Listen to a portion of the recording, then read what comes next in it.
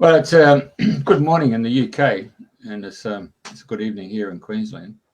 Of course, at this time of the day on a Thursday, the 7th of July. Is that the numbers that you're looking for, Andrena? There you go. So, co-host Andrena, of course, for those people who've been watching the show, is in the UK, and today she's got a guest who actually comes from Australia, which is one of those rare occasions. Anyway, take it away, Andrena. Hi, everybody. Good morning and welcome to those of you that are listening to Dreaming the New Dream or are new to our show. Today is the 7th of the 7th, so that are into numbers like myself, which is leading us up to the 8th of the 8th Lioness Gate. So it's a very, very powerful time. And I know, like, for a lot of people, the numbers are coming in everywhere. I know for me, it has done for a long, long time. There are more and more people starting to wake up and realize there's more going on than they realize or they've been led to believe. And energies are changing so much now. So it's my great pleasure to welcome Mary Rodwell on the show, who I met many, many, many years ago. And so it's a pleasure to have you on the show and to be able to talk about all sorts of weird and wonderful things. So I'm not quite sure where we're going to go. So it would be lovely for you to start off how you got onto this journey and let's see where we go from there. So welcome, Mary, and thank you for coming. Andrena, it's lovely to meet you again. You reminded me that we met quite some years ago now, and it's amazing how much we all connect and how many times we do with all of this information and what have you. But to give you a very brief overview of how I got to this point, and I still don't know how a nurse and a midwife, which is what I was 40 years ago, if you told me 40 years ago that, Mary, one day you'd be traveling the world talking about UFOs and aliens, I'd probably send you to the nearest psychiatrist. So a lot has changed for me in terms of my reality, as it has for so many like myself, that, was slowly desensitized to a greater reality, if you like. And it came through going into counseling after working in hospitals for a while and having children, working in a medical practice in England, actually in Norfolk. When I came here, instead of going back into nursing, I decided to work with grief and bereavement over here in Perth, Western Australia. And from that, as you know, you get more exposed, particularly when people are facing their mortality, exploring what happens next. And I'd be asked that. And because I've always been fascinated by the weird and the wonderful, if it was weird and wonderful, I usually had a book on it. I always said that, there was whatever it was, if it took my fancy because it was unusual, and we'd call it the supernatural or all these kind of weird psychic stuff. I had no problem in accepting that we lived beyond our physical existence. And what was even more compelling is reading books on reincarnation, which wasn't acceptable in my previous religious beliefs. I wasn't allowed to believe in reincarnation, but I was reading books on it, and it seemed really real to me from what I was reading. So it was like, well, why are they having these memories of being, a Roman soldier or whatever in another lifetime, and on other planets, of course, as well. And doing hypnosis, past life regressions over a number of years, that brought me to a point where a gentleman walked through my door. He now lives in England. His name's Ellis Taylor, and he was my very first experiencer of this. And he came and he said, "Mary, I've heard you're open-minded. For this, there's no support groups. For this, they just think you're crazy." And told me about his experience where he was waking up with marks on his body, shaved areas.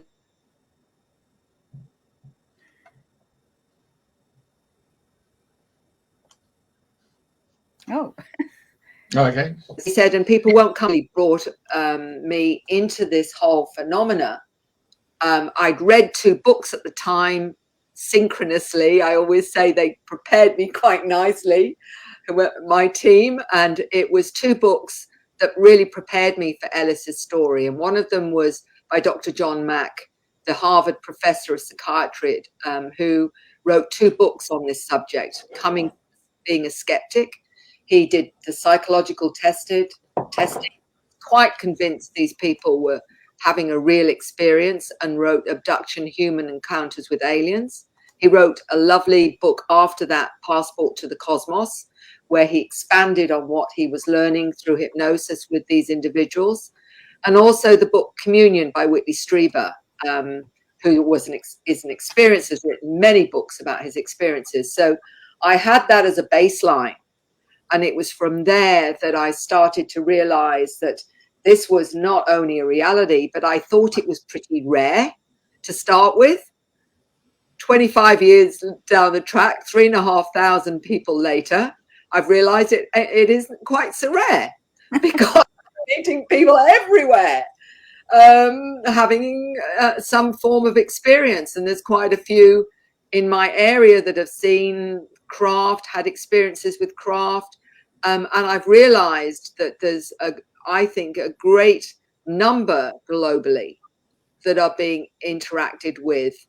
And it is very real for them, even if some of them don't know what it is they're experiencing or haven't quite worked out what they're experiencing. And some will see it more as they see it as a spiritual thing. Some people see it more as something less so. And as you both know, anyway, that this is another part of our spiritual awakening, realizing that we not only have many spirit beings that some will call angels, ascended masters, elementals, all spirit guides, but we also have those that have spirit guides that look like mantis beings or crystalline beings or cat-like feline beings, many humanoid beings, energy beings, and the list goes on. And not all of them are physical, some of them are non-physical, but they may very much act as a guide and a helper.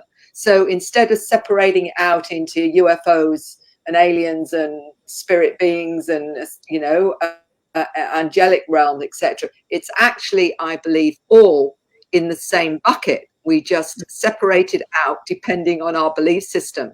So if you're very religious, you may see what they would call an angelic being, whereas someone else who's not religious will call it a light being, for example.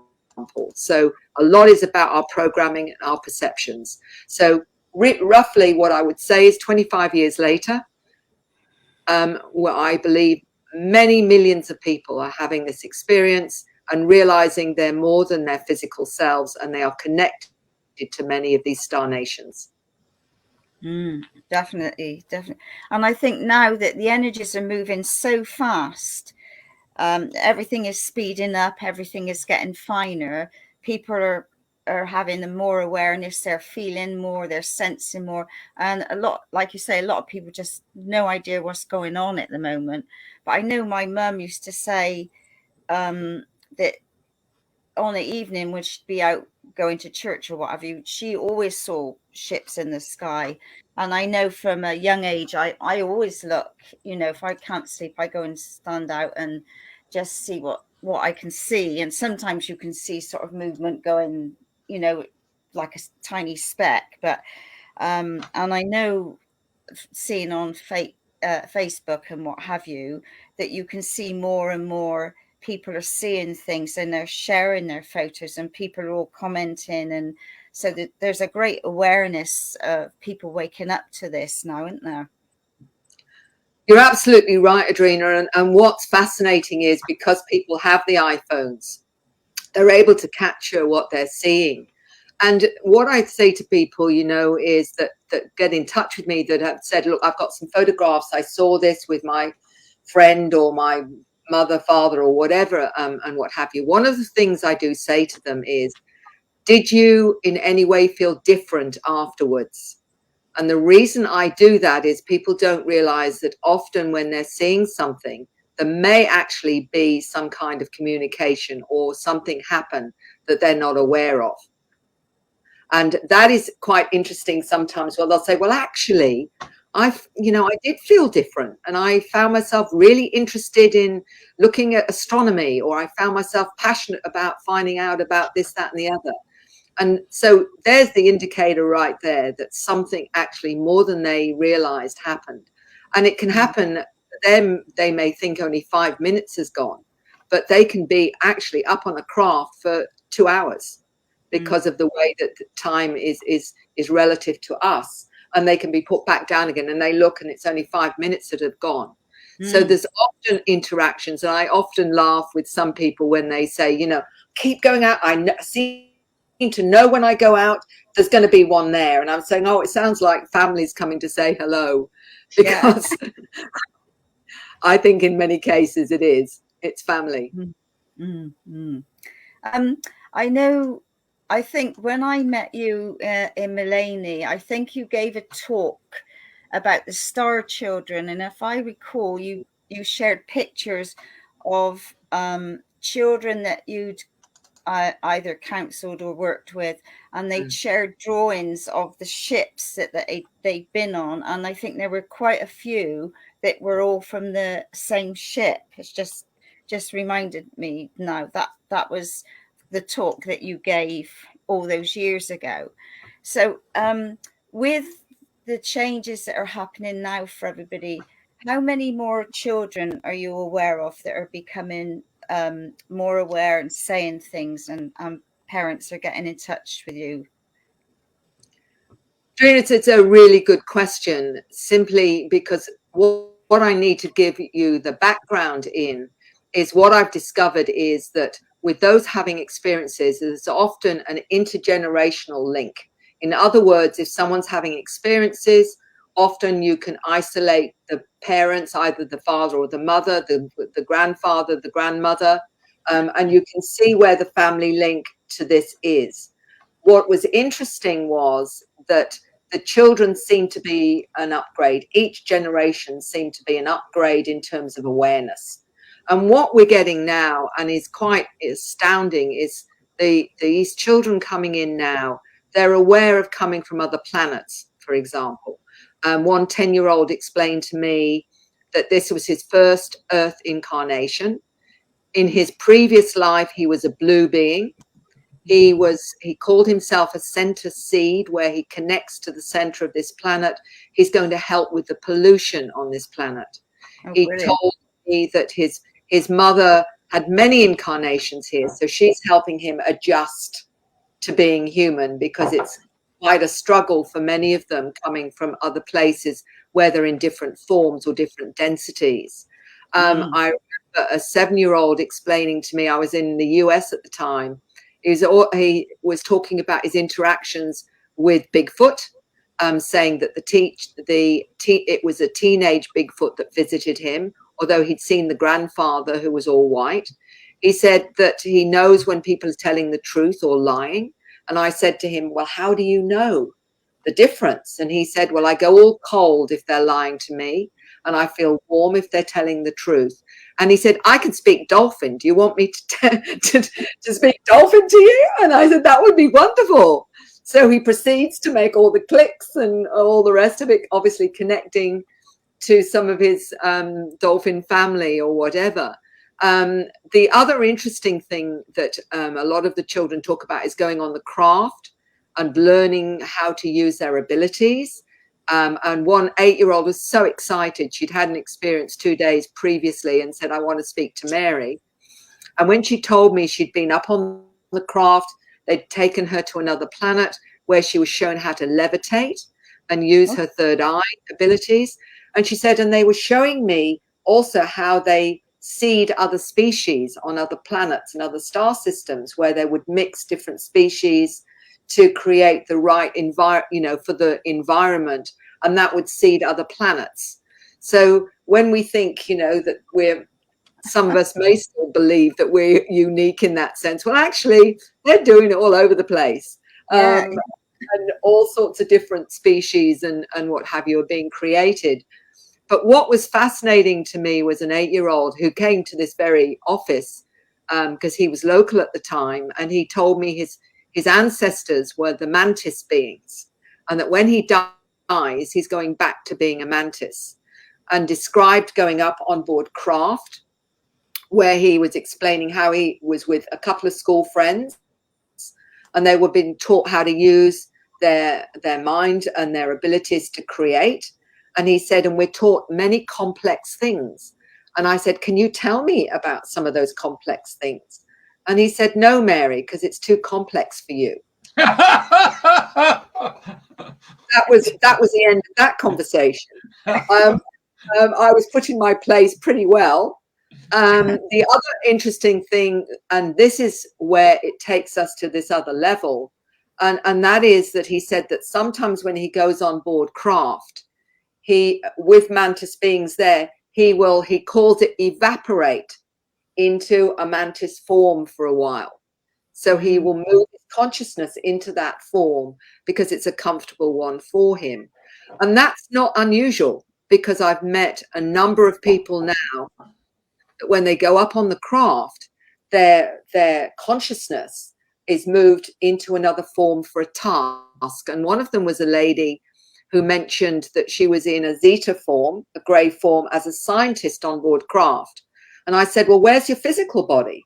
And she sort of pointed, oh, it's over there, sort of waiting for me, kind of thing. And I said, well, how do you get back to your human form? And she described this ball of light, literally leaving the Zeta body and moving back into her human form, just like an overcoat. And she's not the only one. So what I've discovered is that this often can happen with those that are very connected to various star families. They actually will go into that form sometimes on board craft, flying craft and doing all sorts of things, and then moving back into their human body afterwards when they come back down to Earth.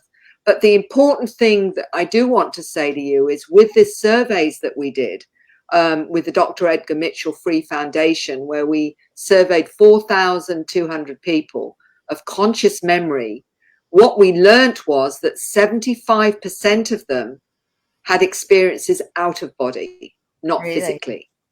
And that is really significant, because everyone thinks that they always go physically on board craft. Well, no, a majority are out of body. It's their consciousness that goes onto the craft. And that's very significant, and it's a very important point to make. And out of interest, you might like to know that with that 4,200, we offered them 600 questions. 50% of those had healing on board spacecraft from all conditions. This is not what the public get told. This is what the public do not know and understand. These are really significant.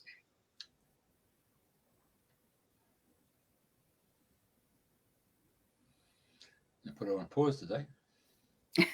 Yeah.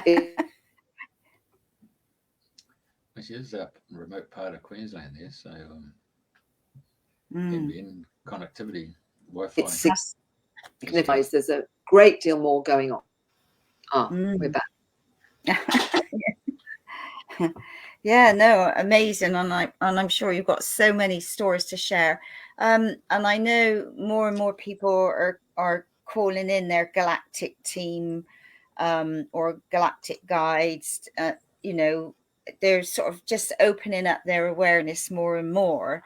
But there, you know, I know there are stories of people that have been freaked out by seeing different things as well, aren't there? So, you know, obviously it's great to connect with the star beings or the galactic beings, but then there are some that are not quite in alignment with a lot of us.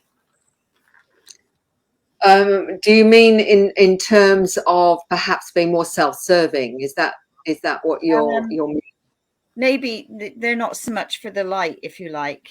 Are you talking about the Alpha Draconians and the Draconians and their riders? Yeah, you know, you know, I don't know if I say anything, so that this is your department.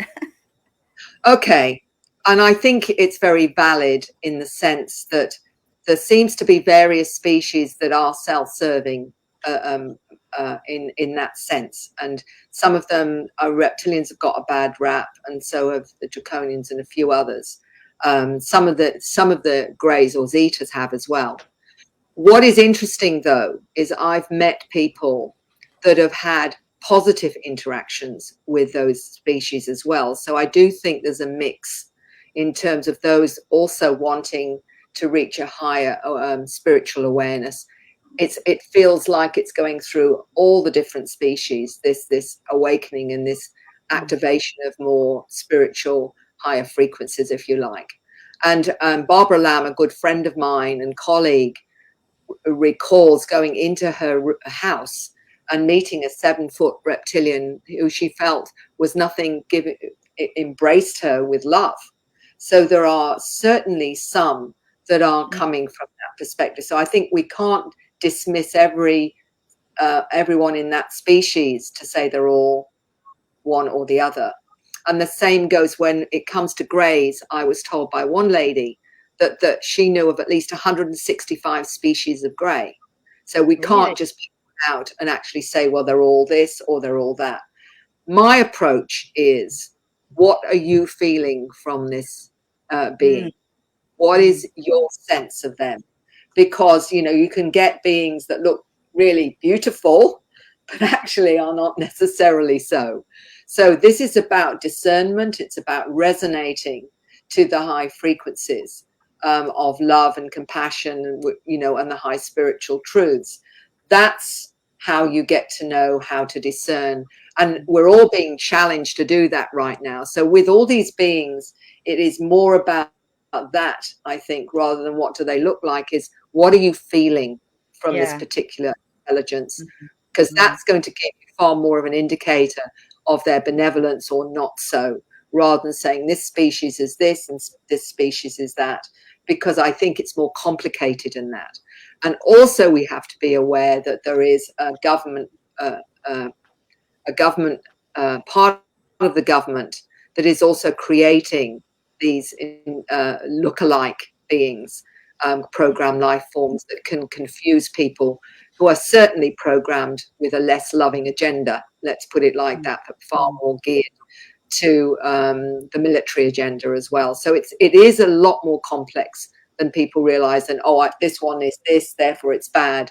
What are you feeling from this being?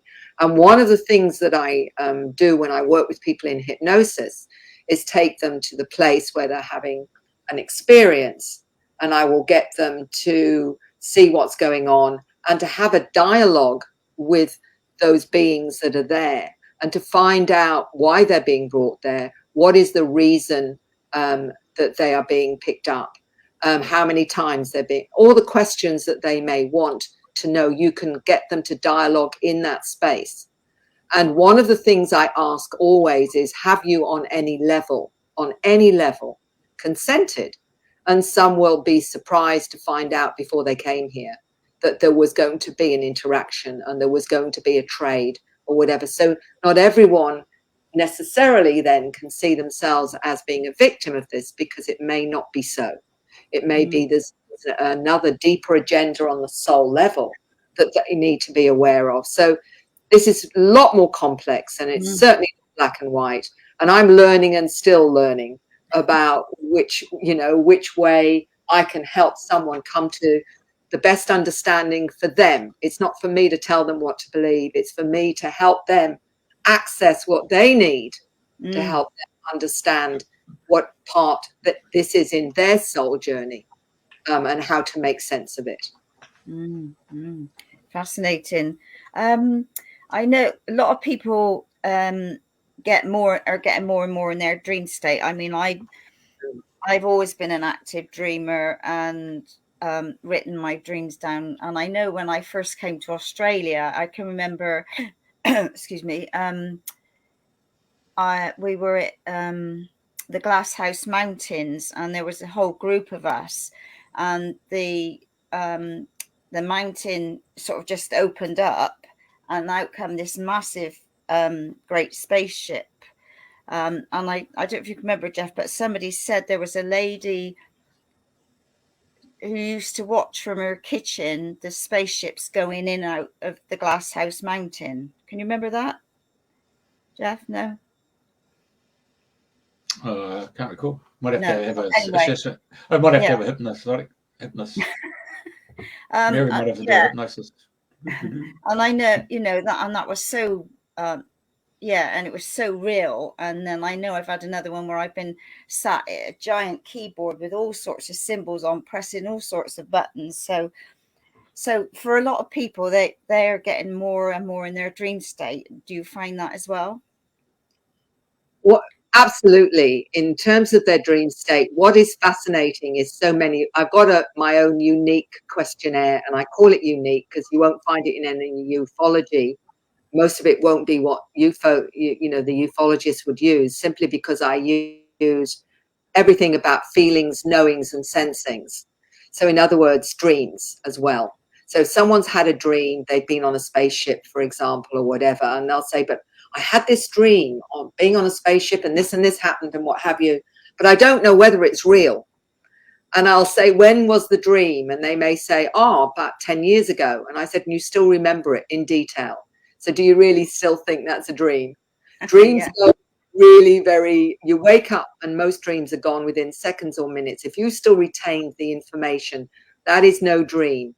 The reason they believe it's a dream is because they're in an altered state, in a trance state. And so because of that, it doesn't feel quite conscious enough to, for it to have been a real event. But dreams are really significant because, of course, we now know 75% are out of body anyway. So, this is very significant. The knowings and the sensings is very much part of this. Feeling different, feeling like you don't belong. Many say, I just want to go home. This has never felt like my home here. And some people desperate. They're feeling so unhappy and saying, I want my family to come and get me because I don't like it here. Or, I often work out, I will say to them, do you sense energies? Do you see orbs of light? Do you see presences or feel like you're having downloads of information? And many will say, well, yes, it could be physics, or it could be cosmology. It could be about the origin of the species. Some are manifesting symbols or scripts or artwork or bringing light language or star language. And when people say to me, so how do you know this is real? I said, because people don't do that unless they've had a real experience. You don't have a fantasy and suddenly start downloading information that you don't have any knowledge of previously. You don't start coming out with strange languages or writing scripts from a fantasy. It just doesn't happen. So that's your evidence of a reality right there. And many of them will find that they lose interest in materialistic values. They find themselves more interested in being holistic, changing their diet. They may look at healing, for example. All these kinds of things actually happen because they've had a significant shift in awareness and understanding. And that is your evidence of a reality. When you change so dramatically in your whole way of being, your whole philosophy, when that happens, then something significant has happened to you on that particular level. There's your evidence right there. And the thing is, unfortunately, with some of the nuts and bolts ufologists, they've never even wanted to look at that. They've never wanted to notice that this is an adjunct to contact, where people change in dramatic ways. And it is dramatic for some people. It can almost feel like an overnight when suddenly they become obsessed with cosmology, or they become obsessed in trying to understand spiritual concepts. They may be absolutely obsessed with wanting to connect to other intelligences or whatever. And what's also fascinating, and I'll tell a quick story here, of a lady I did a session with about a year ago. She's a veterinary surgeon in Chile, and she wrote to me and says, Mary, my whole way of working is different now. And I said, what do you mean? She says, well, when the people bring their pets to me, I can hear what the pets are saying about themselves, and I translate that to their owners. And she said, and even the ones that have died will come through me now and give messages to their owners. Now, this is a veterinary surgeon in Chile that is now communicating not only with the live animals, but the ones that have passed on. So if you've got any thoughts about pets not having souls, well, you've just heard that that's not the case, because they certainly do. And this is the kind of thing that's coming through. But the difficulty with all of this is getting people feeling comfortable about talking about it, because we live still in a world, a mainstream world, where you talk about this and they think that you really do need medication. And that's still the case in you know. And what do we do until this truth embargo is lifted, that we've got, where people aren't allowed to talk about their experiences because there's something wrong with them, because it's not real? You're the tin hat brigade. Until we change that and we make it acceptable and are able to disclose the truth of this where it gets accepted, then we're still going to have millions of people out there afraid to talk about their experiences and share how amazing it is to have contact, and what it actually means for us as a species, where we're now awakening to some of that potential, which is incredible. And the children are showing the way. Yeah, and the children are coming in on such finer vibrations now, you know, like they're seeing, they're sensing, and like when they're young, they don't really understand what's going on, and you know, not every parent can help them because they don't know what's going on, do they? You know, but it's good old Facebook. You know, it has its good points because people are like, they're sharing more and more. They're sharing photos of ships, they're saying what they've met, and people are interacting in that way. So I think for getting the messages out, there's a great platform for Facebook for people sharing and all their photos. That, you know, I think there was in New Zealand, there were some pictures last week of well, I don't know what they called it, but that was on Facebook everywhere. The blue vortex. The blue vortex. Yeah. I don't know if you know. And that was the Mary's celebration of the new year, according to the Pleiades. Yeah, they've got their own Mary name, Mataranki or something. But yeah, so there's so much more being shared now than ever before, and I think people are able to say, well, I did see this, and they are opening more, whereas before everybody used to be so closed. Now, I mean, I talk about anything, anywhere, and I don't worry anymore. And I think, well, if I can help somebody, great. And if people, you know, don't like what I'm saying, well, you know, just let it go. That's it. Yeah. I think, Andrena, what is interesting now is when I wrote The New Human, I mean, I really thought that there was only going to be a select kind of readership for that, because it is pretty out there. You know, I'm telling stories about the children, their experiences on other planets, how they go on craft, how they go with their special friends, you know, the beings and what have you, and all those other levels that they are talking to me about, as well as teenagers, as well as I've got a medical doctor speaking about it and all the rest of it. What blew me away and has blown me away since that book came out is that I've had clinical psychologists, I've had educators, as well as parents contact me who are talking about their children and asking me what can they do to support them and how can they help them with these multidimensional experiences and what have you.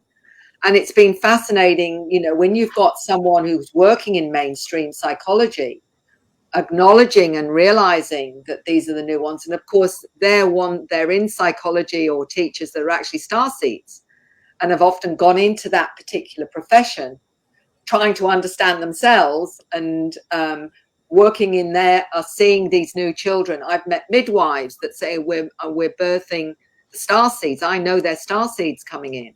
You know, so you've got nurses that do on the quiet, are doing energy work and healing and what have you. So you've got all these professions where you've got starseeds already working in this way. But what I'm trying to say is these children are given lots of labels. I mean, in metaphysical terms, they're called indigos, crystals, children of light, rainbow children, all sorts of wonderful names for their energy fields. But they're also being given dysfunctional titles like ADHD and Asperger's and dyslexia and some forms of autism. And what came very clearly to me was that these were not dysfunctions. And one of them came through meeting a lovely gentleman called Neil Gold in Hong Kong when I was over there. And he wrote the book Close Encounters of the ADHD Kind, where he was having interaction with the light beings, but saying he had always perceived a greater reality with his so-called ADHD, which he retranslated into always dialed into higher dimensions, which I think is a far more accurate way. What I was realizing is these intelligences have realized that we get programmed out of our awareness into the 3D box. And what makes it, these new upgrades of human are so wired that they can't be programmed in the same way. And it's deliberate to stop them being programmed into that limiting 3D paradigm. So in some cases, of course, the poor souls are medicated to lower their frequency so that they can be programmed. But many parents are waking up to this. And there are many ways you can help them stabilize. And I talk about that in the book, about what you can do in terms of diet and extra vitamins. And I use a wonderful lady, Dr. Lena Olson, who's a molecular biologist and experiencer. And she has found ways to help such children stabilize so that they can operate better. And she did also do testing on them and found that they have 5 times more sensitivity to touch, 5 times more sensitivity to smell, sight. So all of their physical attributes, if you like, are enhanced along with their multidimensional abilities, because they can read you. I remember getting an email from a lady talking about her little girl, and she said right from birth she's been telepathic. She said she'll read everybody. And she says, the problem for me now, Mary, is she's 3 years old and she's still reading me. And she says, and it's so tiring. She said, watching your thoughts. Because, and this is where I think we have got to upgrade our thoughts, because these new generation of humans, you've got to walk your talk, guys. You've got to walk your talk. You can't just pretend and say all the pretty things when inside you're not thinking that. Because I remember a 13-year-old saying to me in school that she said what her problem was, one of her teachers, she said she'd be saying one thing but thinking something else, and what she was thinking wasn't very nice. So this is about upgrading thoughts, guys. This isn't about just, saying pretty things. You've got to think pretty good things too. And I think, like you say, that's another thing with the thought process, because a lot of us can pick up, whether we read in the thoughts or the energy, but you've got that awareness when somebody's not telling the truth, or, and it is, there are more and more people waking up to so many different things. And because I know I spoke to one person and they were saying they can hear the thoughts all the time, and they had a job to switch it off. And so we're sort of talking about that. And then I know I've got friends with children that are, we always say that they're not wired for this planet, and that's the problem. They come in and trying to adjust into the energies of this planet, and this planet is so dense on many levels. It is challenging, and like you say, they're all given drugs so that to keep them suppressed, and but like you say, more and more people are waking up to this now, and it's finding the right people and the support network to come together.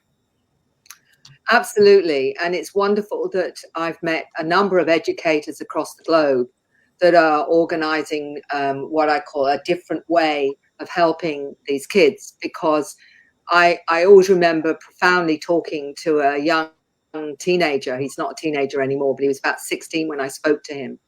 And he described when he was 10 or 11 all his family got fed up of him talking about his multidimensional experiences, what he was tapping into, what he's communicating, whatever. And they said, for goodness sake, just get real, and start talking about normal stuff and all the rest of it. And he said, Mary, I tried.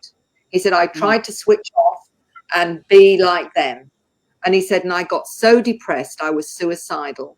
And so I decided that I either keep my life or I open up again to my multidimensional self. He said, because that's the only thing that kept me sane, was to do that. He said, but when you go into a classroom and you can hear and sense everybody's story, where they've had a broken home or whatever, he said, it is so painful to be aware of that. And this is why, when somebody says, oh, you're too sensitive, they're meant to be sensitive because they're part of the new wave of humans that are communicating not just with animals, not just with trees, but also, with crystals and with all sentience. They can tap into all of that. I remember a 7-year-old explaining to me that he can go to other planets in other dimensions. And he says, I just need to know their mathematical number, frequency. And he said, and I can go through the runes. I go through the runes with that frequency, that number, and I can go to those planets. So he's going with his consciousness. He's aware of that at 7 years old. So this is the kind of awareness we're talking about, which, still blows my mind when I hear these children talk about this. And a 9-year-old explaining to me how he was shown how to deal with lower entities. And he said, they showed me what to do. I had to learn how to do it. He says, now I go out of body at night and I go to where children are being harassed or hassled, and I clear it for them because I know what to do now. So there's a 9-year-old, again, working in the other level and quite naturally talking about it. That's his role, that's his job. So we're not, although we're looking at youth in the sense of their years are not very many on this planet, we're talking about some amazing souls that are coming with their gifts to help this planet in its shift. And that's what, I was saying that we need to organize is places for these children to be given that safe space to actually manifest all that they've come here to manifest. That's the new way. And that, I think, will happen. Oh, fascinating. I mean, yeah. And talking about numbers, because numbers play a great part now in the Great Awakening, don't they?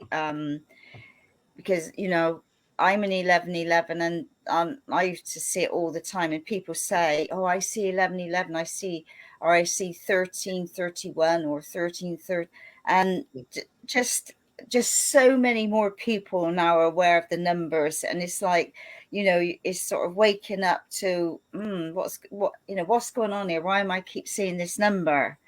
Numbers have got a great part to play in everything, really. Well, absolutely. The times I've seen 1111, I can't count anymore. 2222.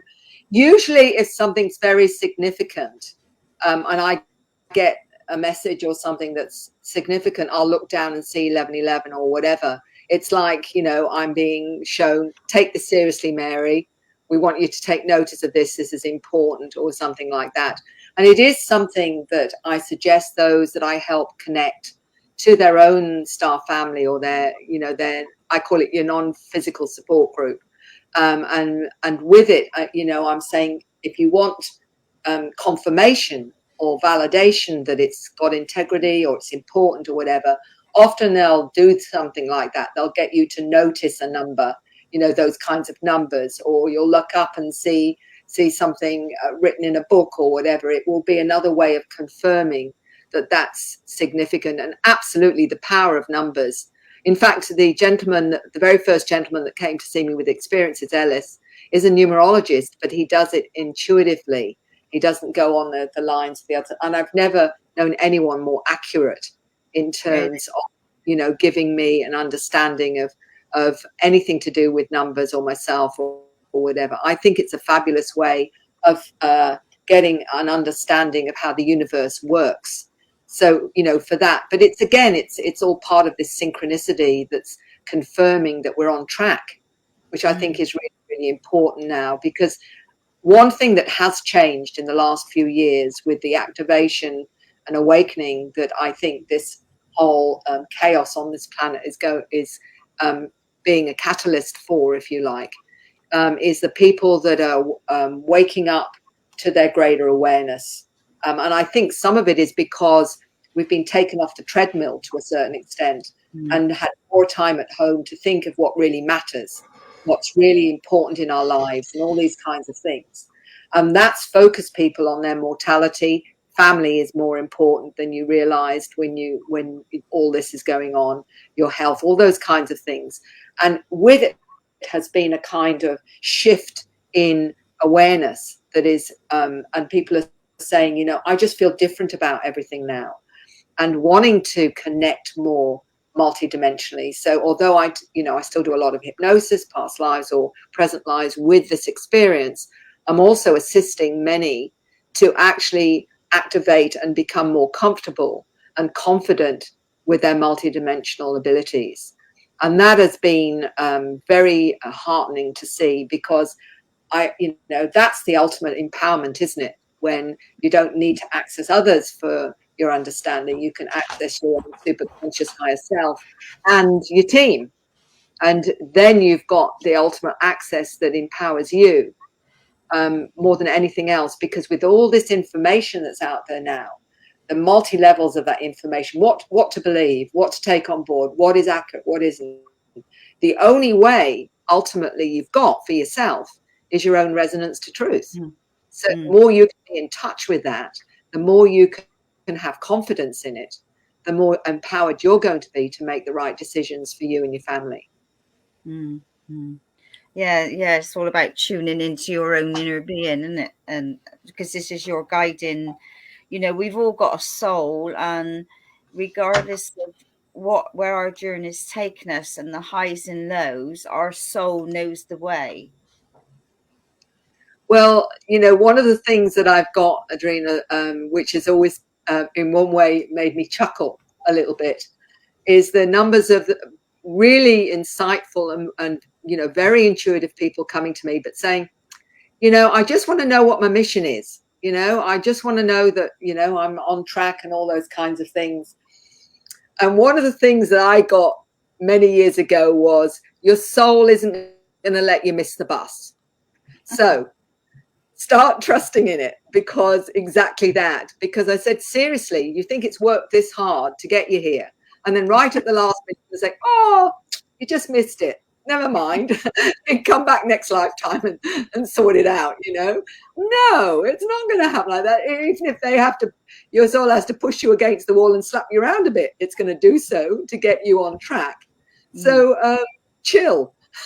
It's one of the chill. Because, the thing is, often it's about timing, isn't it? Many of those are aware they've come here with a mission, with a purpose, something to do that's important and whatever. They feel very anxious that they are, going to do, get it right, and have come here to get it right. And I say, well, often it's about being prepared, and the timing of it is the crucial thing. And I think that's what is, it's almost like you're waiting in the wings for this new opening to your soul journey. And a lot of people are aware of it. Some of them are anxious. Some of them are excited. It depends on the way that they're perceiving it, but certainly aware that something big is on the horizon. Definitely. I know many people are tuning into that, and the children as well as the adults are aware that something is ahead, and it's sooner rather than later. It's very much the feeling and what have you. And I'm not sure any of us can quite conceive yet what there is. I remember saying to my team, so what is it then? Are you going to give me a hint on what's going to happen? No, Mary, it's too big for you to even imagine. We can't tell you. You've got to just be receptive and ready for it, was basically one of those things. So I'm like everyone else. I don't know what that is. I can have thoughts on what it might be, but I know we've all come here for that. Yeah. And I know we've come from all over the galaxies to do so. So it's a matter of again, the more that you are connected to that part of yourself, that superconscious self, and your team, the more you're likely to be able to know ultimately what it is that you've come here to do. But again, I don't think the soul's going to let you miss the bus. No. I know often I joke with friends and we say we've been dropped on the wrong planet and we didn't sign up for this. And we're just thinking, oh my God. You know, we joke about this often, but on another level, we know we've all signed up for this sort of great awakening, if you like. And I feel like we've all been in this holding space now, ready for the next unfolding. And like I shared with you before, last night, I don't know what's happening, but oh my God, I was so excited, and I thought something's about to move or shift or something, because I couldn't sleep for a couple of hours. I was out star watching in the end to sort of calm myself down. But yeah, so that there are things afoot, and I know we're just sort of just quietly doing our work and moving forward, ready to be of service in whatever way we're needed. I think it's hard when you know that and feel and sense that there's great changes ahead and what have you. It's very hard then to still mow the lawn and get, and do all the everyday things. But I liken it to knowing you're going to go and live in another country in 6 months' time, which everything is going to be completely different. It's very hard to motivate yourself to still mow the lawn and do the garden when you know you're going to leave it, as it were, in a way. But it's about being in the now, isn't it? And I think that's a big lesson for me is, and so many others, is doing what we can do right now is just as important about what, ultimately we're going to do when we move into whatever it is. What has been fascinating in a lot of my work recently is when I've taken people into understanding their experience. And I'll give you an example of the connection to the past life where they haven't quite achieved what they've meant to achieve. And one of them was a lady recently who had been up on a spacecraft and recognized some of her closest friends on the spacecraft as well. And she said, Mary, it was fascinating because the next day they rang me up and said, we had this strange dream. We were on a spacecraft. And she'd recognized them in the experience. And what she said was, I was given a message also, but I can't remember what it was. And it's an important message, and I want to find out what it is. So I did a regression with her to find out what was the message that she got on the spacecraft. She was explaining all sorts of things around that she was seeing on the spacecraft.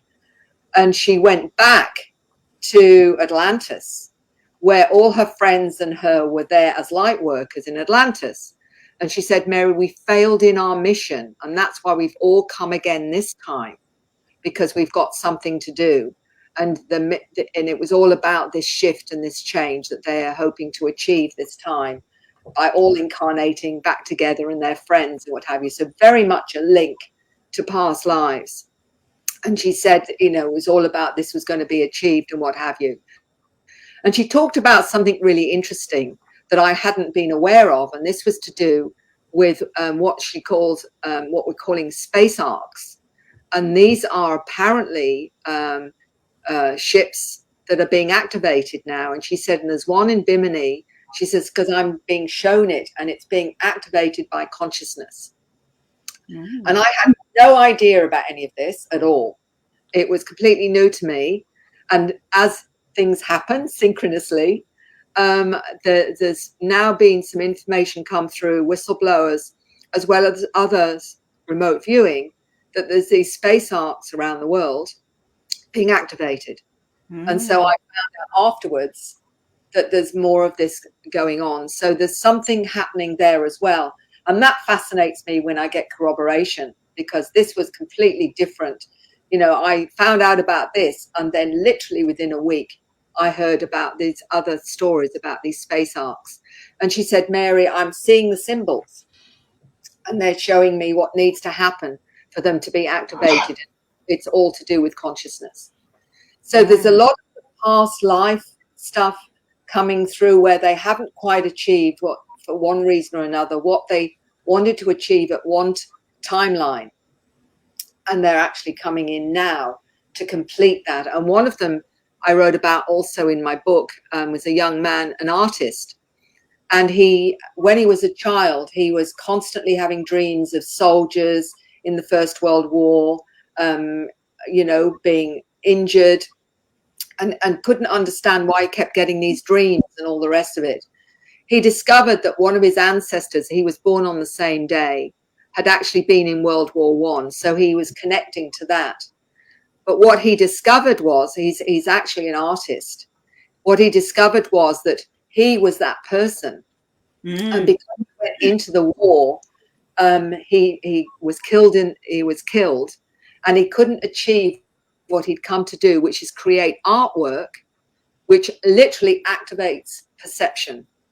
So he says, now I've come back, Mary, to create this artwork, which literally activates people's perceptual understanding of reality.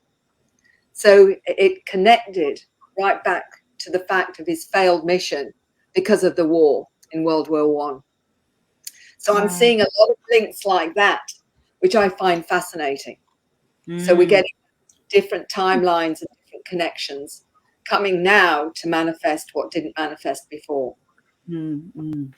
Mary, speaking about the children and HDD, obviously the first wave is probably Andrena's age group who came through to be the foundation stones, put the beachhead in front. Have you done any hypnosis on that age group to find out what their initial mission was?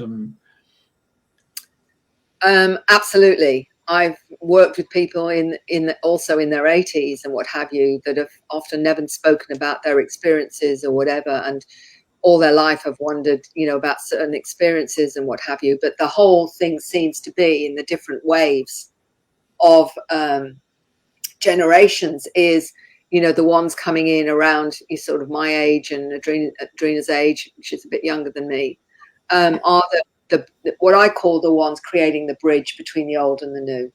That's what I've seen very much as my own role, is helping, the generations to move over into that kind of awareness. So, the way showers in that sense, there's lots of different names, but I just see myself as working as a bridge between 3D to multi-dimensionality. And many of those that are in their 70s and 80s, I always remember talking to a lovely lady in Norway when I was doing a conference there. And she said she's 79 years old. I talked about all the qualities of the Star Kids. And she said, Mary, you're the first person that's mentioned everything that I've experienced in my life. She said, I'm a farmer's wife, and I used to call the sheep in with my mind, but nobody knew how I did it. But I was the first one to present information that helped her understand who she was and that she wasn't the only one with those experiences. 79 years old. So a lot of them within that age group are contacting me and wanting to know more about their experiences and realizing that this has been a theme all through their lives and there's been a role to play. And when people say, well, I think I'm too old to play a role now, I don't believe so. I believe those generations will be the ones that will, because of the added life experience and wisdom, will be needed even more so when this shift or this change happens. And I think we will be living a lot longer than we are at the moment too. I think there's going to be a real change in our physical selves so that we, in fact, will be surprised at how long that we're still around. So I think, it doesn't matter what age you are. If you're one of them, you've come with something to do. Hey, back in 82, I think it was, I met Al Billick in Queensland, the guy who was in Project Rainbow, Philadelphia Experiment, the two boys who went through time. And it seems to be like the paradox seems to be in World War II, or shortly after World War II, isn't it, where we start having these ET contacts that have been given to Roosevelt, Eisenhower, and those sort of contractual arrangements with Majestic 12 and and all of a sudden the sharing of technology. It seems like where I just read recently with Dr. Professor Michael Salla and esoterical, it's exopolitics, isn't it? How he described about the Americans military have come to the conclusion that they backed the wrong ET species, and now realizing they're backtracking now, working with well, I suppose Galactic Federation, for want of a better word, and things are now changing. But also in the fact that Donald Trump set up Space Force as a new vehicle, and yet when I met Al Billick, he said, "Mate, we've got starships already out there in the 60s.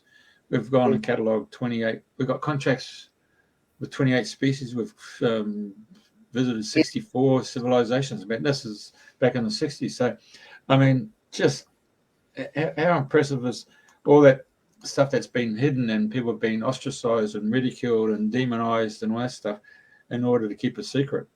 So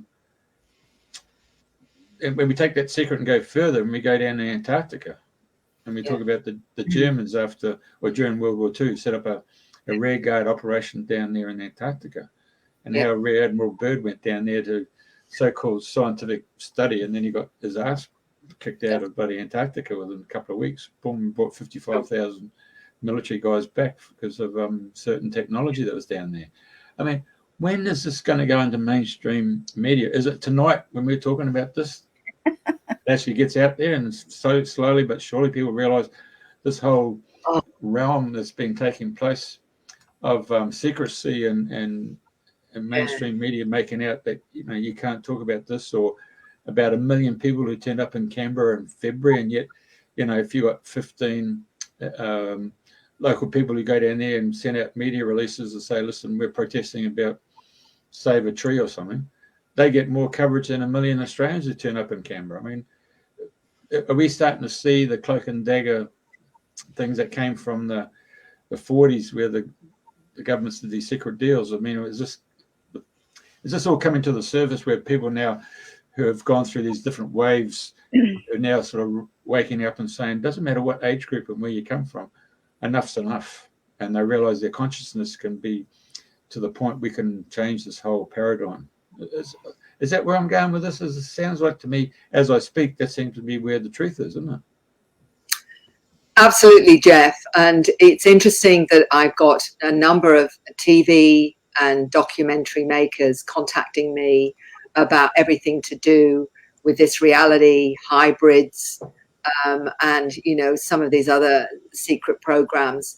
I mean, Dr. Salla, of course, is at the moment talking about the space arcs, for example, but he's also talked about the secret space programs and what have you. Tony Rodriguez was in the secret space programs, and he's out there talking about, the age regression, which Al Bielek talked about, of course, as well, in terms of, his own time traveling experiences and whatever. And you've got, where they're saying that we've got all this going on, intergalactic travel, going to other planets. Tony Rodriguez in the space program talks about that. Also, Andrew Basiago, the lawyer, talks about him going as a child through portals or gates to other planets, and also going back in time to the time of George Washington. He talks about this. I mean, incredible bloke, lawyer, talking about this in the 60s and 70s, going back to certain time periods where they were able to, visit right back to the time of Christ and his crucifixion, by the way. He talks about that and whatever. So we've got that technology, according to him, not only to go back in time, as it were, and visit these places and these times, but also going to other planets like Mars, the moon, other planets. And Tony Rodriguez, of course, in the secret space program has talked about being 20 years going to other planets and working all over the cosmos, as it were. And there's others like him that are talking about this now. It's still a select kind of audience base, because let's face it, we've still got lots of people still struggling to realize we're being visited by non-human intelligences, which is still a struggle for some. But interestingly, when I talk to researchers who are doing these documentaries and what have you, it's almost like now they're going that little step further in wanting to understand more of this. Not just about lights in the sky here. We're talking about people changing and consciousness and what's been hidden and what have you, from the stories of Westall 66 and, the schools that have been targeted by these beings. We know that happened in Zimbabwe, where, children in Zimbabwe saw the craft and still talk about it. Westall 66, well, there was 200 people there saw the craft. That's one down in Melbourne, yeah? That's the one near Melbourne. There's another one in the Solomon Islands where the reverend there and the children saw a craft. I know there's one, an incident in the US. I can't remember whether it's Florida now or not, or what have you. But these stories are starting to be shared more. The media has shifted in its behavior to all of this. And I find there's a different attitude to when I talk to them now. They're keenly interested, including wanting to go into things like hybrids and, all this kind of stuff as well. So they're going that little bit more. It's only in some special TV companies will they go to such things as the secret space program and what have you, even though these credible people are talking about their experiences. But it's getting through because people are listening more and more now. And I believe disclosure is going to come from the ground up. I don't think we're going to get it. We're going to get still bright lights in the sky. We don't know what they are from the Pentagon for a while, I reckon. Quite honestly, what makes me chuckle on one level is, how they're saying, yeah, we admit now there's lights there that we can't explain. And I'm just thinking, you lying toads, you've known for 100 years what they are. I talk to whistleblowers, and Dr. Michael, what's his name now? Robert, I'm just trying to think of his surname now, who wrote Faded Giant. He was in the military, and he saw craft outside the military base. Literally, after this craft left, it switched off all the nukes, all the missiles. And this has happened outside many military bases in the US and in England, of course, in Rendlesham Forest. That was what happened at Bentwaters. The nukes got turned off, and they couldn't talk about it because they didn't want, obviously, Russia and Europe to know about the fact that they were weaponless. So that's why it was all hushed up. But this is the whole deal is that people are not being told what's actually going on, and under threat of all sorts of things. But on the dying, many of those that are dying have started to talk more and more. And I remember in the book The Day After Roswell, Colonel Corso, before he died, wrote about the fact that he was outside a military base meeting one of these beings. And being a military man, he said, so what's in it for us? And the being said, a new world if you can take it. And plainly we couldn't. That was in the 60s. But it was free energy. It's, we've got Teflon. We've already got some of the technology, which is anything from night vision, Teflon, digital chips, and a whole range of other things. But apparently, according to the whistleblowers, they have technology 30 years in advance of what they've given us, or seek through to corporations and all the rest of it. 30 years ahead in terms of technology. We could have free energy right now. And what are we doing? Still burning fossil fuels and crap like that. That's what makes me angry, is that we've got all this stuff to balance this planet out ecologically alone, without even the damage being done to the thousands and millions of people that are saying they're having experiences and considered crazy, that should not be put on medication, because it's not, it's the way it's being judged, because the truth is not out there to all these different ways of understanding our reality. So there's a lot that has to change, but I do believe it is changing, and the attitude that I'm getting from media is different now. And it's very different to even 5 years ago. And you know, it's very hard to make me sound that crazy, because you know, I don't think I do sound that crazy. Most of the time I'm very careful what I say, but I will say what I need to say, quite honestly, because I'm seeing it and I can answer the questions, you know, that they ask. If we're looking at, you know, different technologies, yeah, I can cite these very credible sources. And what is changing too is the understanding of consciousness, because the scientists are now talking about the quantum hologram or quantum mechanics, where everything is connected. And so the scientists are explaining what we've all known is real, is that as consciousness, we are all connected. And that is being now shown to be more and more the consensus of the model of what reality is. And of course, what ties into all of that with the ET stuff is, you know, people who've had near-death experiences start to see ET beings as well as spiritual beings and what have you. They may have a shamanic experience. They may have a healing experience which activates this awareness or whatever. They may, it may be a range of all of those things that may be part of what activates them. So more and more people, including those that want to be the ones that say it's not real, are having those experiences. I've met psychiatrists that have had those experiences. And then so now what do you do with that, mate? Yeah. You know, diagnosis for yourself. You know, it's coming, it's happening because it's happening on a global scale. And it is, you know, a deliberate frequency that is being spread, if you like, almost like this virus, you know, and it's being spread by every activated person on the planet that's spreading that through their own energetic systems and through all these other ways, which is music, art, language, sensing, all these different ways we're actually being activated now. And there's no stopping it. No matter what they try and do, there's no stopping it. And that's where the disclosure is coming. It's coming from the ground up, and more people are speaking their truth.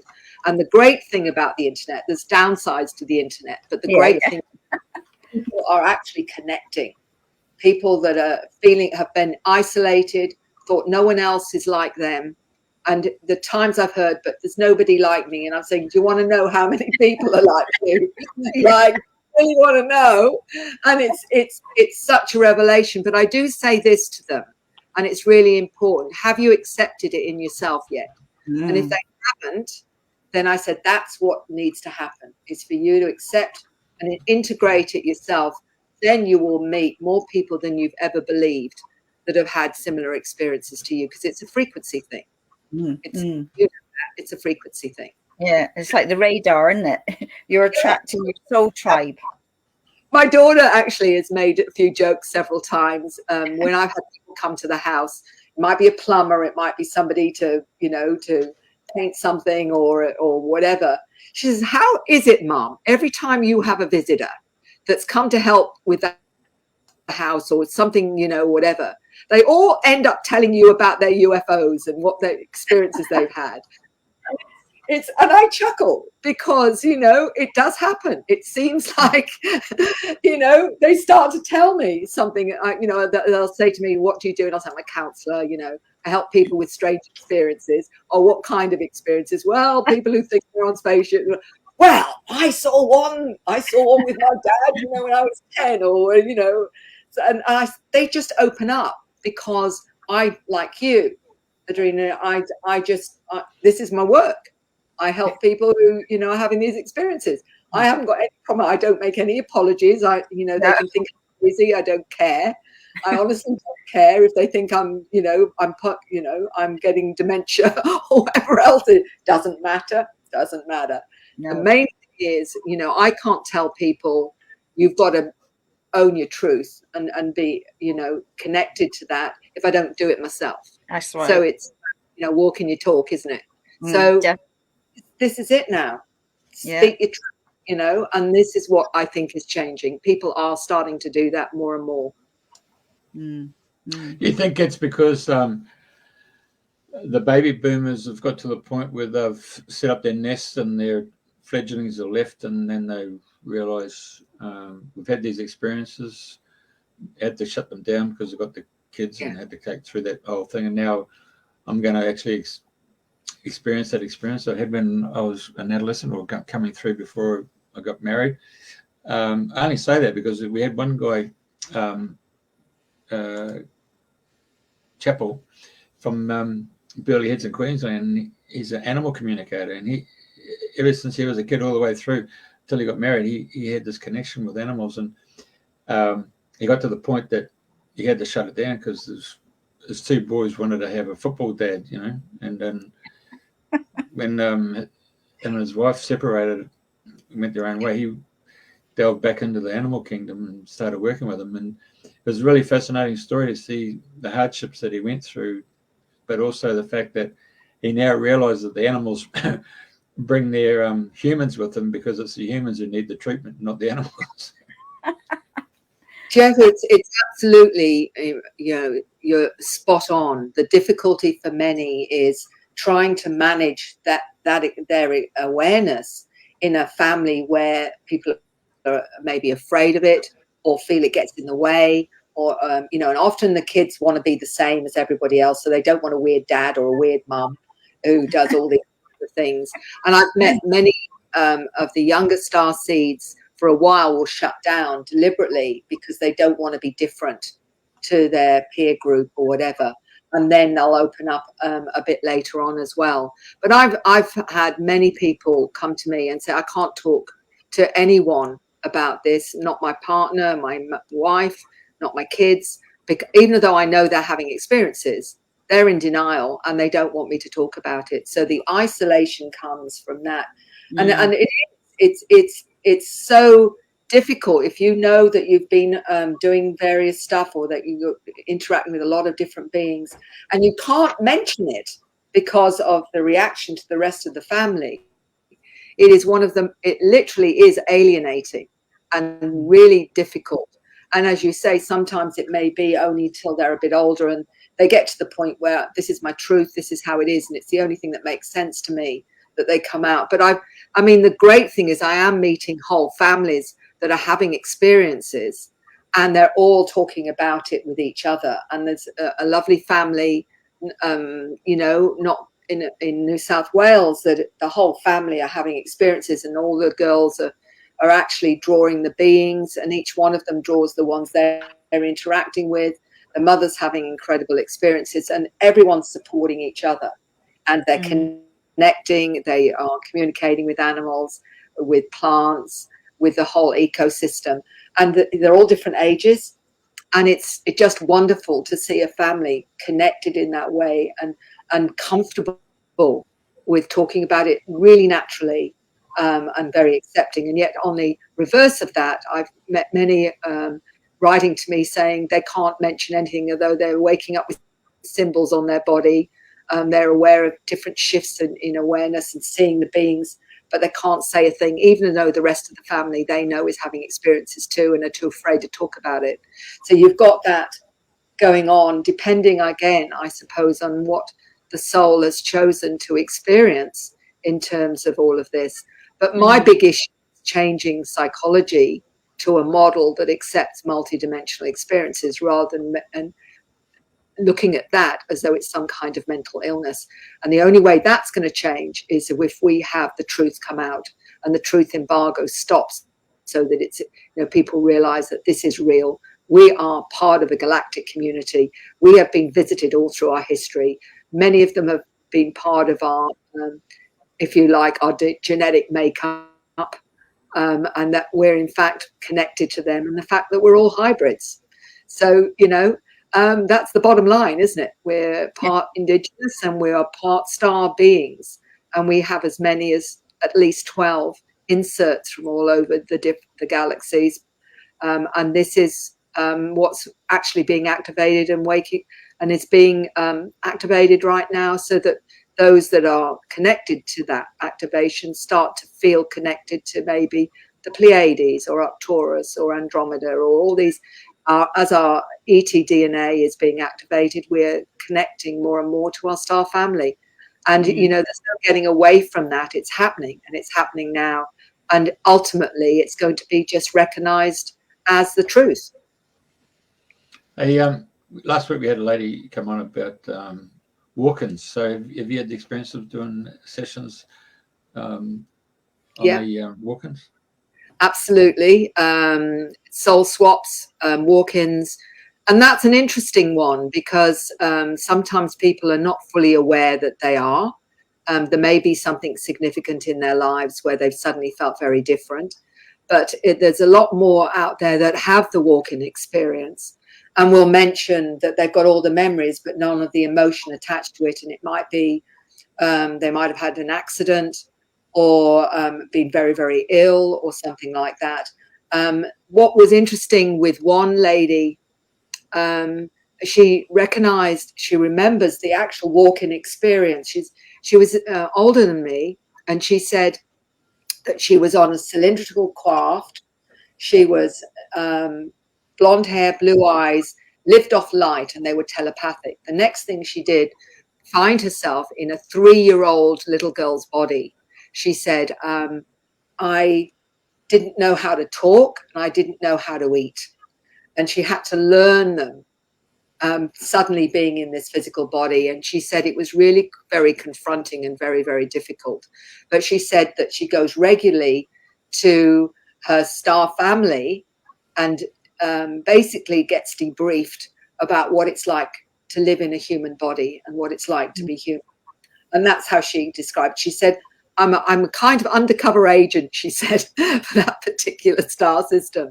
But she has full memory of that actual moment where she was moved into this little 3-year-old body. But I do work with some that are walk-ins or have the experience of not quite a walk-in, but they say that they've called on more of their soul essence, and that is another form of it. Is that it's they're still their soul, but it's more of that essence that they've needed to function, to do what they've come here to do. They found that there's not enough of that part of them, their consciousness, and they've needed more. And there's been a shift because of that. So that's, I think there's probably a lot more than that I'm mentioned, but that's a brief overview of the walk-in side of it that I've come across numerous times. Andrena and I we saw a show years ago. You can't bloody find it. They banned it in Europe as The Green Beautiful. It's an amazing movie come out of France, and one would be completely oblivious to the fact that when the opening scene opens and you see all these people traipsing across all the countryside and they're coming through the hillsides and they end up on this mountaintop, basically on the slopes, and they all open up, make a big picnic, and they're all sharing and caring and all that stuff. And then this elderly woman gets up and says, I've had an interaction here. We've got some people now who want to go to Christos. Who wants to go to Christos? So people stood up. Who want to go to Naskos? People stood up. Who wants to go to Earth? Yeah. Anyway, so they go through all these different. Then you start thinking, what's going on here? So then you realize you're on another planet in another world where they do interchange. It's like, when we went to high school and they'd say we're doing an exchange program, and you go to this country, they'll come back to your place.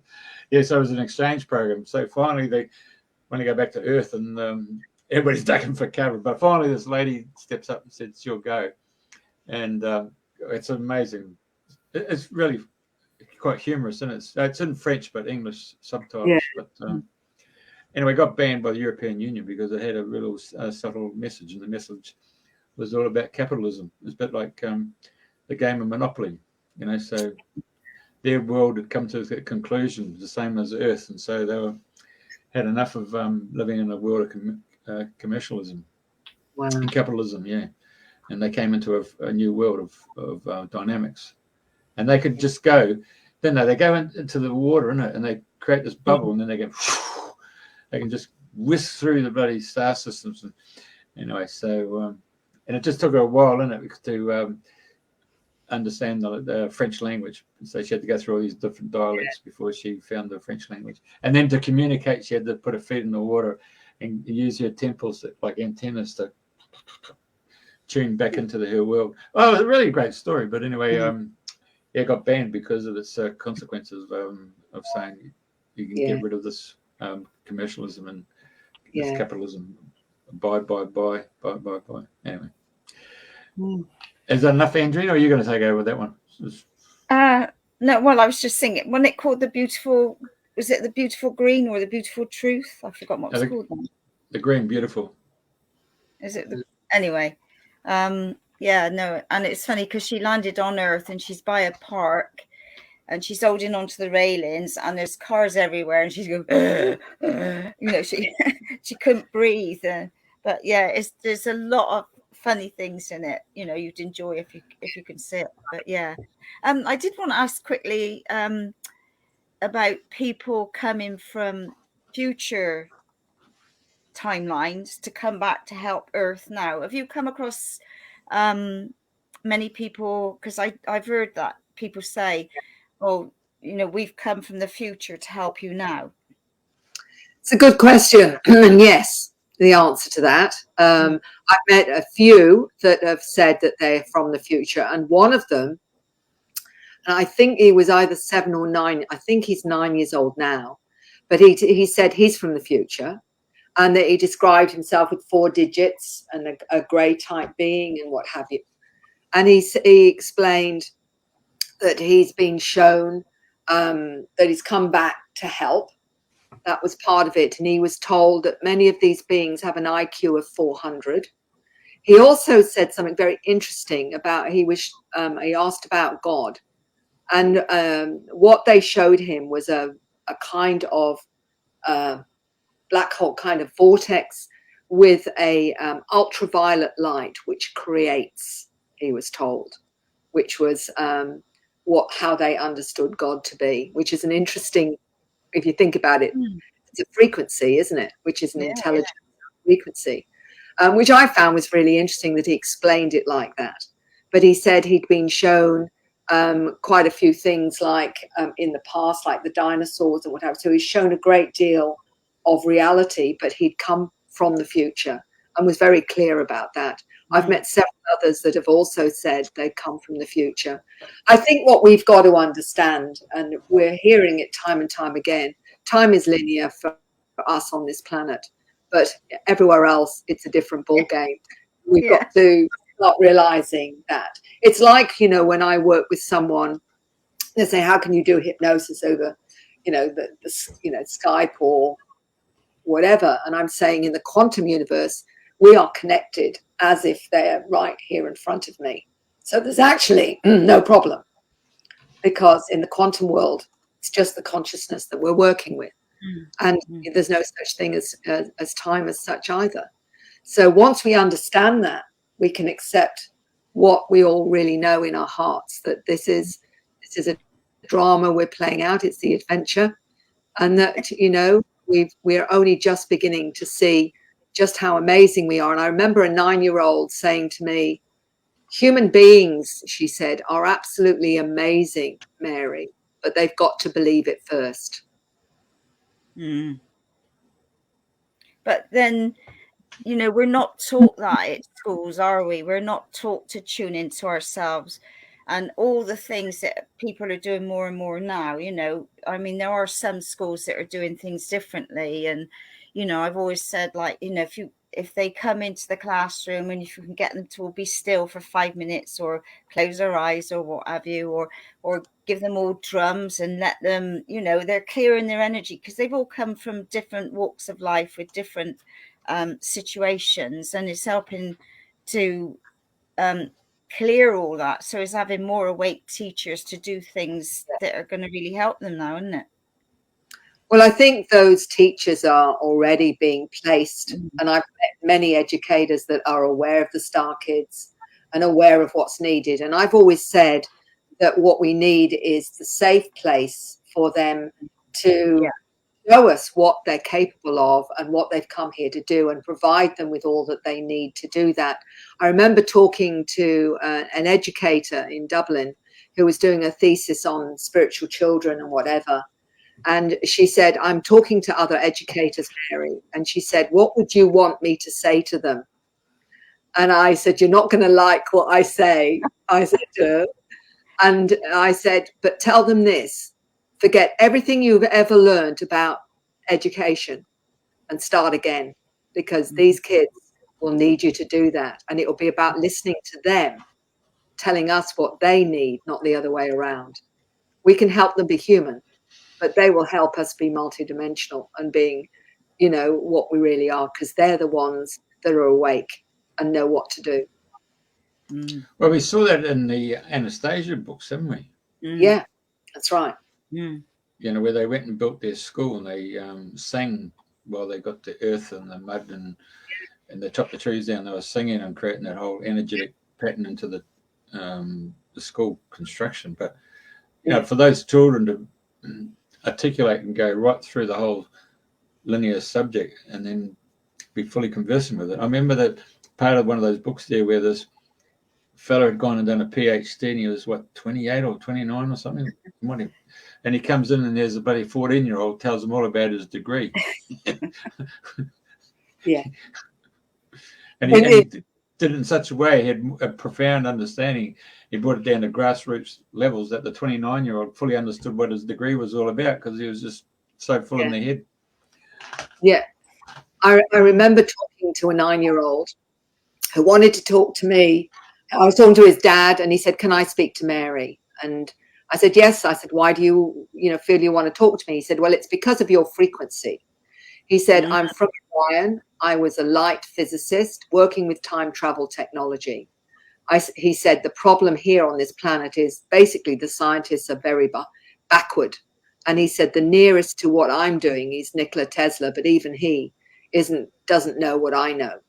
Now, this is a 9-year-old explaining to me why I thought the scientists were backward on this planet. So a light physicist. So there you have it. This is the caliber of these children coming in. Okay. Amazing, fascinating. I mean, we could talk for hours on this subject, and I know you could share hundreds of different stories. So it's been really lovely. So, So, is there anything else that you'd like to share before you go on? Well, actually, Andrew asked a question here.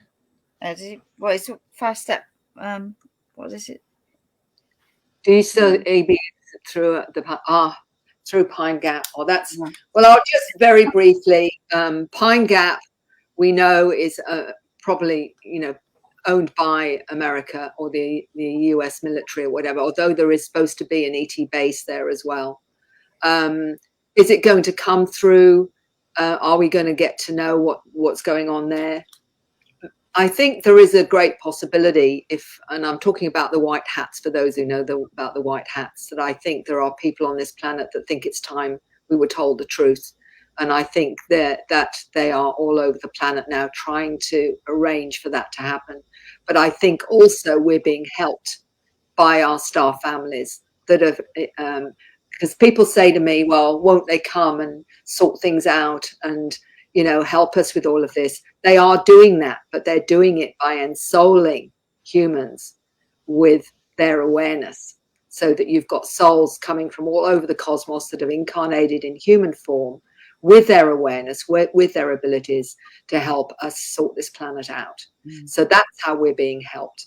It's that way which I think is the most useful, because as I talked to one lady who said that she's from the 13th dimension, they're not even physical. She said, I had to be in human form to be listened to and to be accepted. They would not have accepted me in my real form. So this is what's going on. So yes, they are helping us. And I think disclosure will have to happen, because I think that that's now time for us as a species and for humanity to know the truth. Definitely. Did you ever get to see that black and white movie called Dark Sky, where the Germans set up the base in the moon? Yeah. Bit of a parody, or was there a sense of truth in that? I know. We're being shown the truth in all sorts of ways through media and through films and what have you.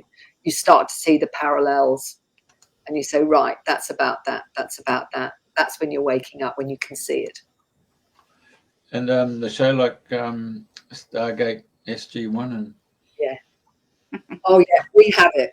We have that technology. And the whistleblowers have mentioned it's already been in use for about 50 years, I think.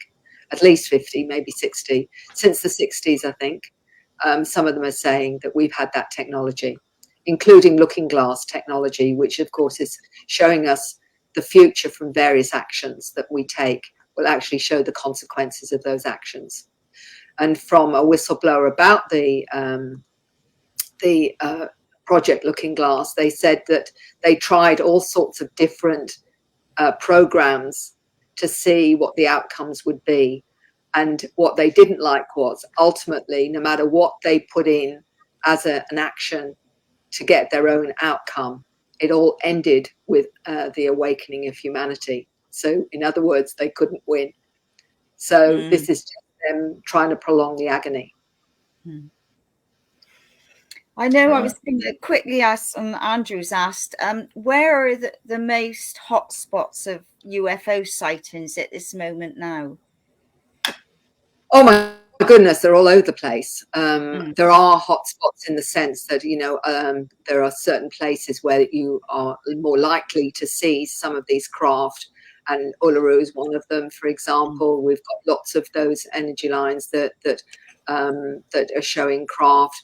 It's really right across the board. It depends on who's having interactions with them, really. And it can be right at the centre of Brisbane, or, you know, right in the centre of Sydney, because they can pick you up if they need to, no matter where you are. But we get quite a lot of sightings in Bundaberg and Gladstone, and here in Agnes 1770. It's quite an interesting energy here as well. But it really depends on who they need to pick up. Will be where the sightings are. We see lots here. Lots. So what are we all chipped and released? Some of us certainly are, you know, but the chipping, there's the military chipping, and I don't believe the ETs need to do it in quite the same way, because I think they have a different way of accessing and knowing where we are, and it's more energetic. I think the more solid ones are possibly, you know, my lab or whatever as well. And there's various forms, biological ones as well, which Dr. Roger Lear wrote about in his book on the implants and what have you. But there are energetic implants as well. And some of them are actually positive. As Tracy Taylor, with her drawing, said that she'd got one in her arm, which helped her translate a lot of the artwork that she did. It would come through better with that particular. So it's certainly not all negative at all. Some of them actually enhance awareness and enhance abilities. So, you know, it's a little bit more complex than this black and white way people look at implants. I met that girl Delgado up in Vancouver. She was talking about how the orbs, she was actually put on a ship, and she sat in that chair, and then all of a sudden there's orbs that went out. It must be it's almost like in that Stargate universe, they had those little orbs that were following them, but they must have been cloaked, and so it's almost like they have a little cloak orb that sort of watches what you're doing. Yeah, it goes back to a monitoring station.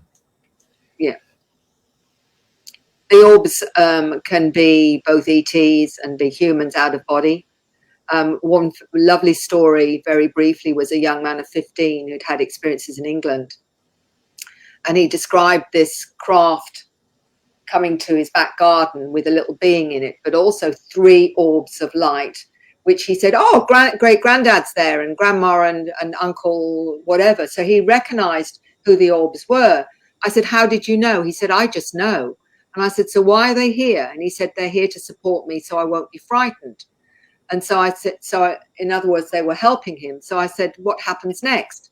And he said, as the beings going back on board the spacecraft, the orbs of light, which is granddad and grandma, went on the spaceship too, which again is another connection that these beings have with the soul consciousness, which I found quite fascinating.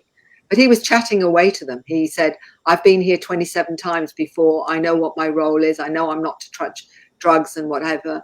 And all of this in the hypnosis came out from him. And I found it absolutely fascinating that he'd isolated who the orbs were and recognized them and their communication with him. Fascinating. Amazing, yeah. Bloody brilliant. And you just set up another question there. What is the purpose of symbols on the body? Well, that's an interesting one, because quite a few have symbols left on their body. And I've got one of my cases at the moment where it's on his head and on his body almost regularly. I believe they can be information, but I also think that they can alter the body's energetic field. So they can act as a kind of another kind of implant, really, which can change the energetic field of someone. A bit like, when people have these tattoos, it takes on a certain energy with them. And I suspect it's the same thing with these symbols. It shifts something within the person. I remember a lovely artist in England, actually, who woke up with these symbols on his fingertips. And he was saying, "What are they doing, Mary? Why are they doing this?" And I said, "Well, you're an artist, aren't you?" So there was something that was enhancing, I think, his awareness and his abilities through the symbols. Yeah, sure. Andrena, anything else? Oh, there's probably loads, but I'm aware of time, and time's going on. So it's been really lovely to have you on, Mary, and sharing all these amazing stories. And hopefully people from watching the show that have got things going on will either contact you, or they'll start talking to people and opening up and just seeing where it takes them. Okay, well, it's been an absolute pleasure to talk to you both and share, and to know that you're doing such a wonderful job in getting this information out there, because without you, I couldn't do that. And that's what I think is vital now, is more and more people have access to this information. So thank you both for inviting me. I remember Jack Nicholson and A Few Good Men telling Tom Cruise, "You can't handle the truth." Well, truth's come tonight. There you go. That's right. Thank you. Thank you both. Thank you. No, I'll just put Mary up there just to say that who it was. Yeah. Well, hey, Mary, there you go. Okay. All right. Thank you, folks. And thanks for listening. And you can catch up the shows on YouTube channel. And I'm quite sure Mary will put it through onto her Facebook group. And it's been a pleasure to have you. Thank you very, very much. Okay, here we go. Okay. Thank you, John. Thank you.